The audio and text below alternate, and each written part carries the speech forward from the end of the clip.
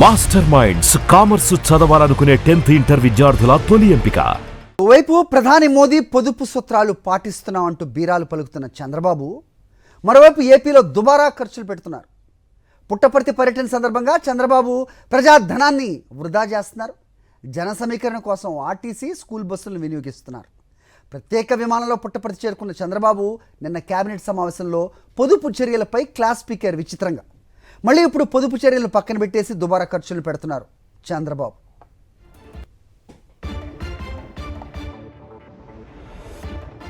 ఈ ఖర్చులకు సంబంధించి పూర్తి డీటెయిల్స్ మా ప్రతినిధి శివారెడ్డి అందిస్తారు. శివారెడ్డి, ప్రధాని నరేంద్ర మోదీ ఇచ్చిన పిలుపు మేరకు పొదుపు చర్యలు పాటిస్తున్నామంటూ నిన్న క్లాస్ కూడా తీసుకున్నారు ముఖ్యమంత్రి చంద్రబాబు.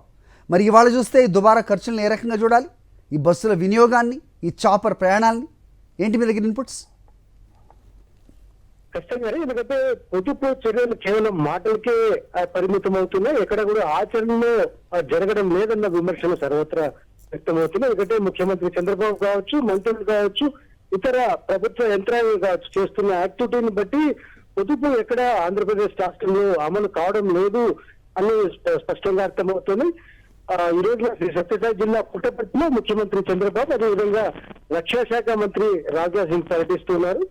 దాదాపుగా 650 ఎకరాలు 15,000 కోట్లతో ఒక యుద్ధ విమానం తయారీ పరిశ్రమ, అదేవిధంగా మరమ్మతుల కేంద్రాలు ప్రారంభిస్తున్నారు. ఈ నేపథ్యంలోనే హంగు ఆర్భాటం లేకుండా ఈ కార్యక్రమాన్ని చేయాల్సిన ముఖ్యమంత్రి చంద్రబాబు కావచ్చు, లేకపోతే అధికార యంత్రాంగం కావచ్చు, పూర్తి స్థాయిలో పెద్ద ఎత్తున ప్రజాధనాన్ని దుర్వినియోగం చేస్తున్న ఆరోపణలు అయితే వ్యక్తమవుతున్నాయి. ఎందుకంటే ఒకవైపున జన సమీకరణకు ఆర్టీసీ బస్సులను పెద్ద ఎత్తున ఉపయోగిస్తున్నారు, అదేవిధంగా ప్రైవేట్ స్కూల్ బస్సులు కూడా పెద్ద ఎత్తున ఉపయోగించడం, ప్రత్యేక విమానాల్లో పుట్టపర్తికి ముఖ్యమంత్రి చంద్రబాబు చేరుకోవడం పూర్తి స్థాయిలో విమర్శలకు దారితీస్తుంది. కేవలం తాను కాన్వాయ్ తగ్గిస్తున్నానని చెప్పడం వరకే గాని ఇతరత్ర పొదుపు చర్యలు పూర్తి స్థాయిలో రాష్ట్ర ప్రభుత్వం విఫలమవుతుందన్న ఆరోపణలు అయితే సర్వత్రా వ్యక్తమవుతున్న పరిస్థితి కనిపిస్తుంది. ఎందుకంటే పెద్ద ఎత్తున ఆర్టీసీ బస్సులు వినియోగం కావచ్చు, లేకపోతే స్కూళ్లకు హాలిడే ఇచ్చి మరి ప్రైవేటు బస్సుల్ని తీసుకురావడం పూర్తి స్థాయిలో విమర్శలకు దారితీస్తున్న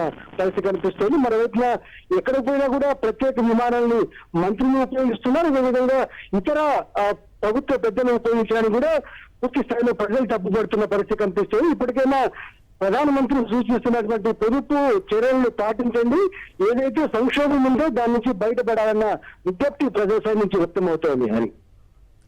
ఓకే శివారెడ్డి.